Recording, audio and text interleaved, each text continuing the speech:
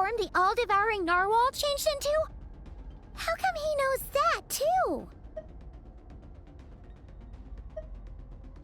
Really?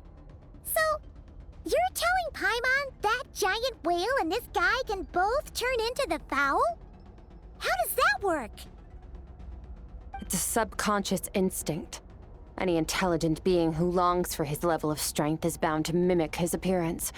It's a natural response after encountering someone as powerful as Master. To them, he represents ultimate power. We know the person before us has encountered Master, and we know he stole a portion of my power. So it's not surprising that he would assume this form. Okay. Oh, the closer Paimon looks, the more intimidating it gets. Nervalette isn't here this time, so it's up to us. He won't have the nerve to steal again after we're done with him. Let's teach this guy a lesson.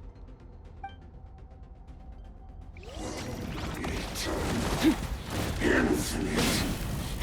Bombs away! Into the void!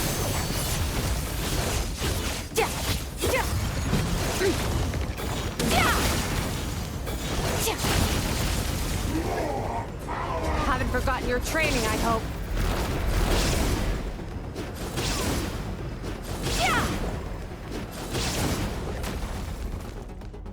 Annihilate.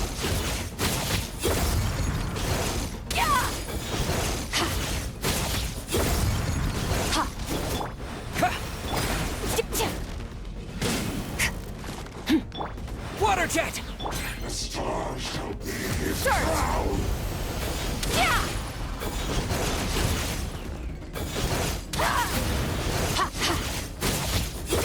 Mine to wield.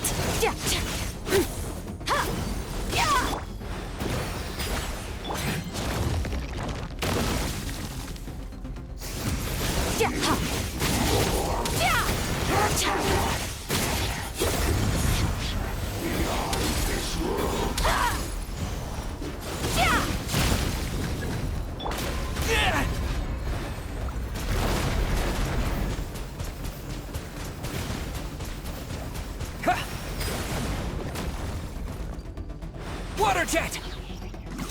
Yeah!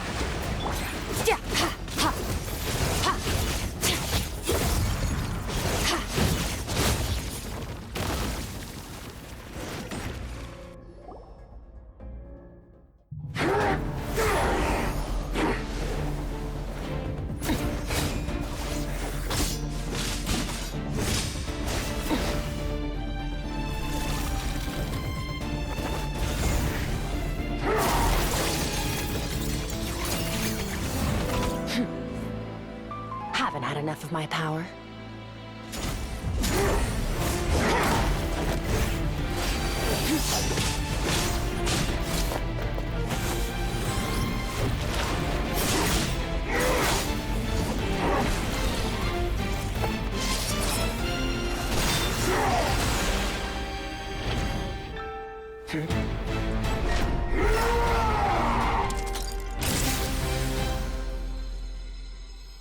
Well then, let's see how much more of this power you can handle.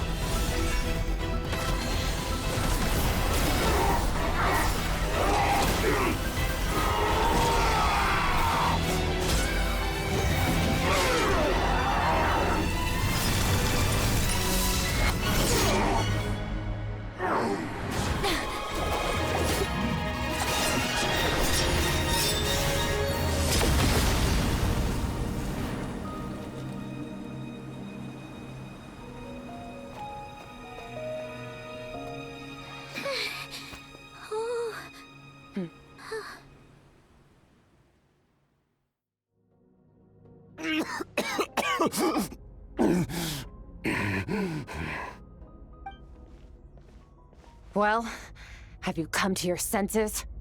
You saw that my body was at its limit. So, you deliberately channeled your power into me, knowing that it would destroy my shell from within. Such power. Such keen battle instincts. So you must be... Skirk, Sertologi's disciple. How long has it been? How long has he been away from Tevat? Hundreds of years. Hundreds? Sorry, it's a lot to take in. I should introduce myself. I am Skofnungar, a friend of your master and one of his followers. This is the first time I've heard your name, Skirk. But hundreds of years ago, I knew you existed. And I knew you would come here. Hundreds of years ago? Sounds like you and Master have quite the history. Care to tell us about it? Of course. Might as well take advantage of a clear head while I can. The story starts a long, long time ago. I was born into a noble family in Conria. As the eldest son, I was set to inherit our title. But I contracted an incurable illness as a child, and everyone gave up on me. I trained the sword harder than anyone else, defeated all of my peers. But it was all in vain.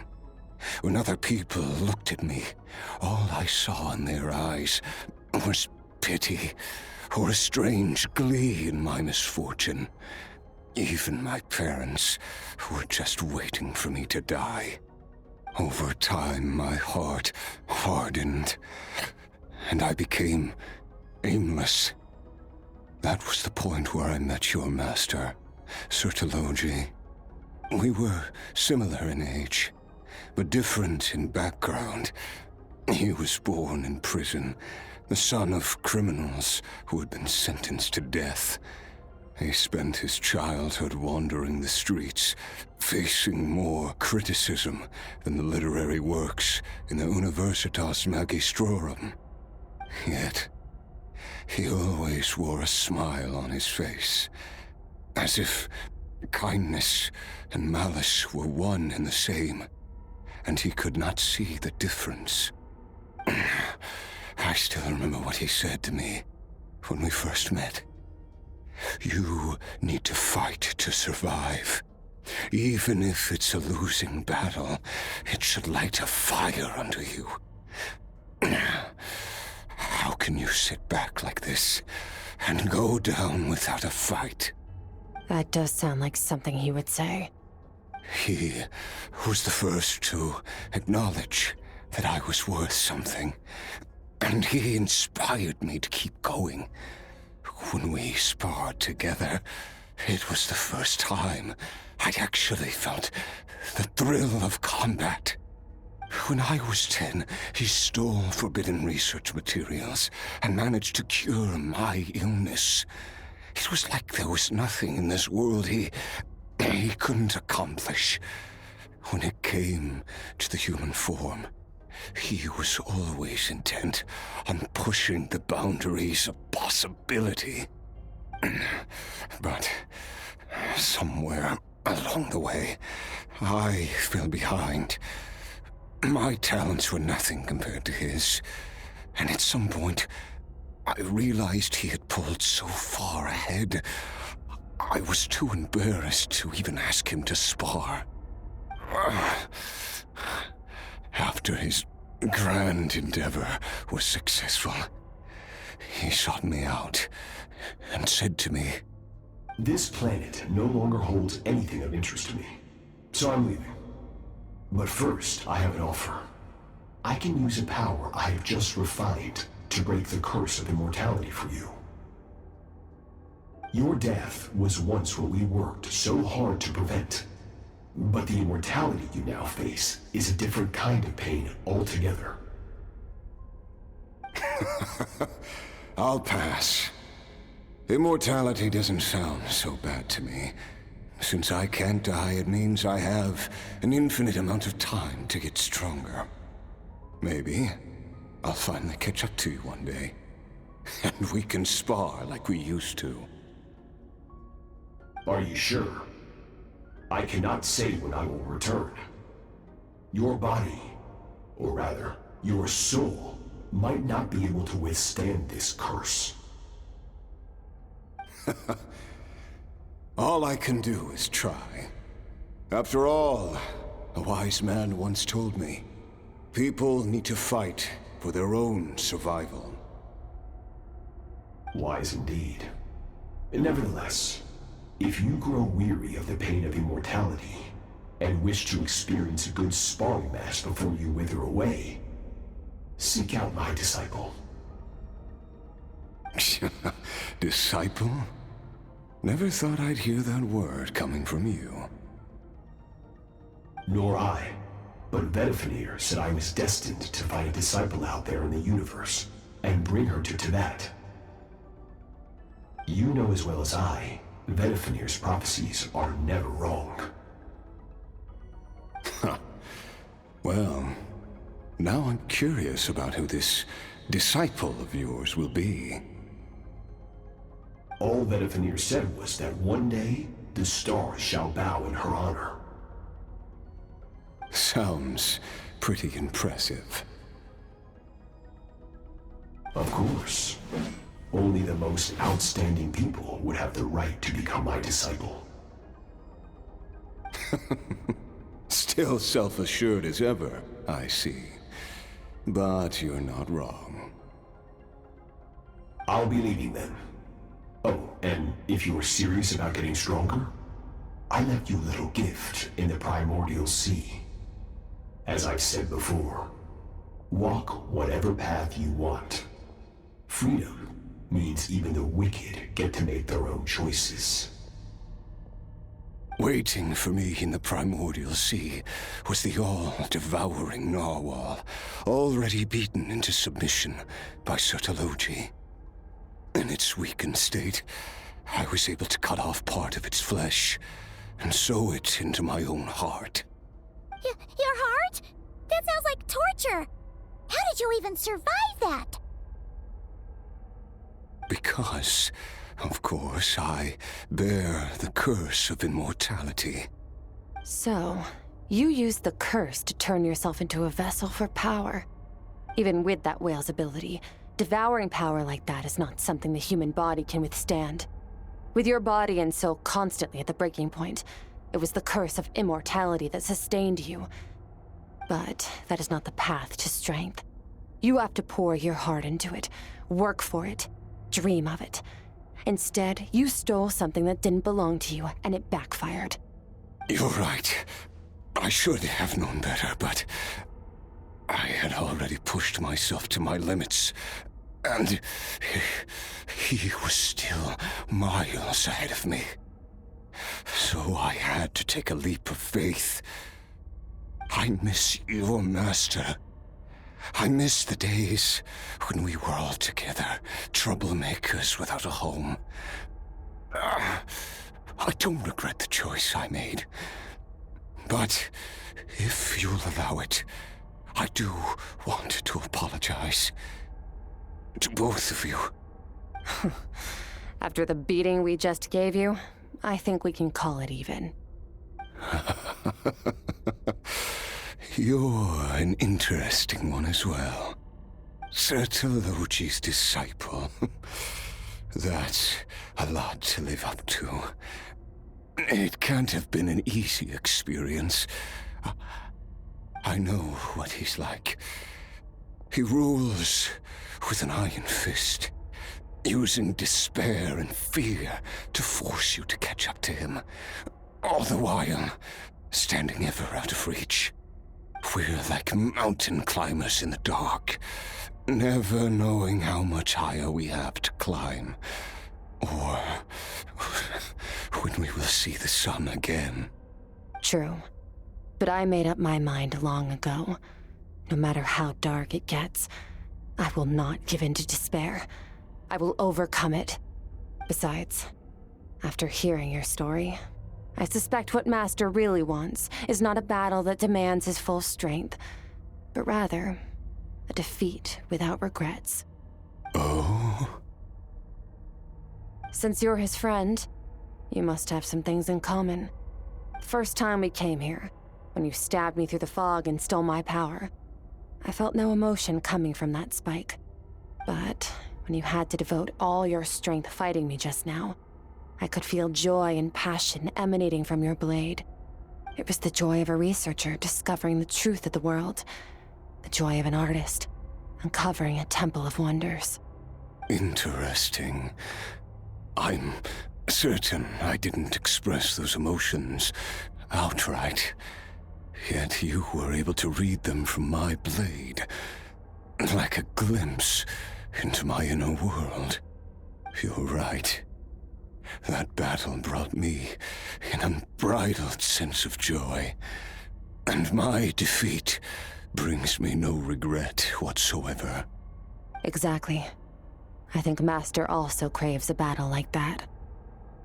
One where his opponent forces him to use all his strength, unlock the extent of his potential, and transcend his own limits. A battle to end all battles. After which, all can come to an end, including, perhaps, his life. For that very reason, good and evil are meaningless to him. He has one purpose, one goal: to complete himself. It's one of the secrets to his strength. Perhaps you're right. Perhaps that is his call. What a battle that would be. Oh, to witness such a...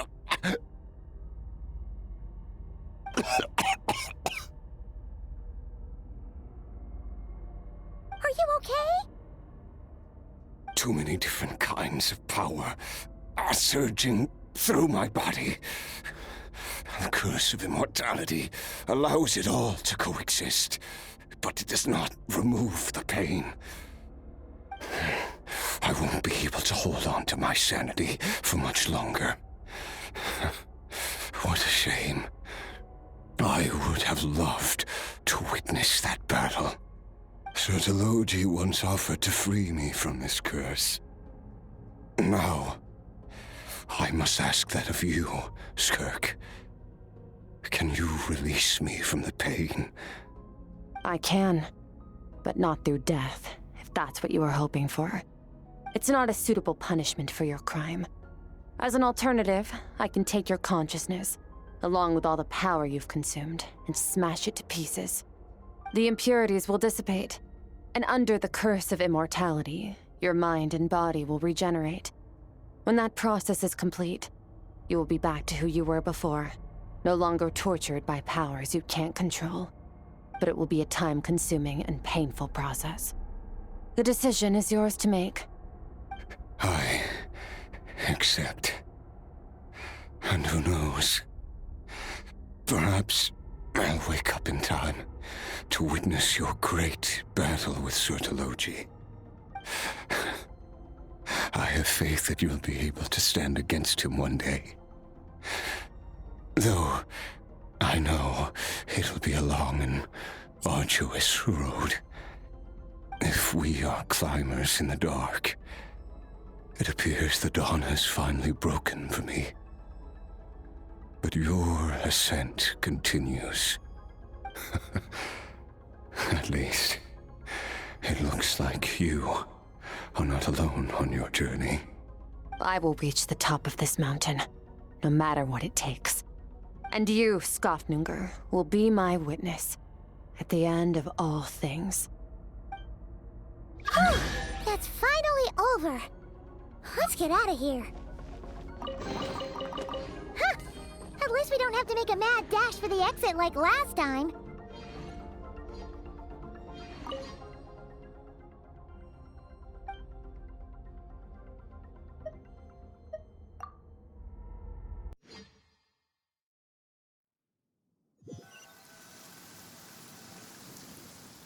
We did it! Ah, it's only been a few days, but it feels like forever. Once again, we've proved there's nothing we can't overcome. We're just that awesome. Wow, you sound even more confident than usual. Guess you really have become stronger.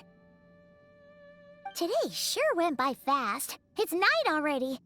Oh wait, that reminds Paimon. The stars you mentioned. The ones that died out?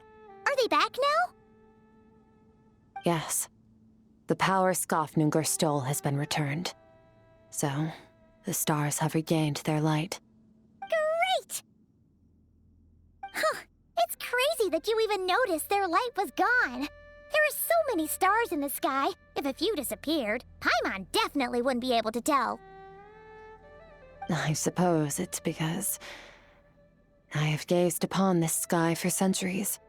The false stars, hanging in the meticulously planned sky, glittering with rotten light. It's not real. And yet, it is for that very reason that I can look upon it and enjoy the momentary peace it brings. Even the most beautiful of bubbles has to burst. We will return to the real universe one day, whether of our own volition or not. Time marches ever forward. Even the innocent and naive will taste life's bitterness. Yet through hardship, we grow until we learn to seize the sands of time for ourselves and uncover our true strength. Though we gaze upon a false sky, its vastness and majesty is palpable. One can only wonder, what is it going to take for kindness to reign supreme in the vast expanse of the universe? Ugh, this is all going over Paimon's head. But if she knows one thing, it's that the Traveler always finds a way. Ever since we met, he has filled Paimon's days with happiness. No matter how tough things get, he always finds a way to make it better. If it's too big a job for one person, then we'll do it with two. And if two's still not enough, then three. We've met so many amazing friends and accomplished so many amazing things. As long as we don't give up, we can make any wish come true. I suppose when it comes to you, anything is possible. Well, I should be going. Now that my power is no longer isolated from my emotions, I need more practice to get used to it. I suppose fate will decide. Maybe we'll bump into each other on the street. Or maybe we'll reunite on a different planet entirely. Regardless, reunions and partings are but passing moments. More than anything, I hope that at the end of this journey, wherever it takes us, we stand in a world reborn. One without war, pain, or forced partings. One where new life can bloom, even where there was once nothing but scorched earth. For this, we must all work to become stronger. If that's what you want to call me, I won't object. Goodbye. Bye!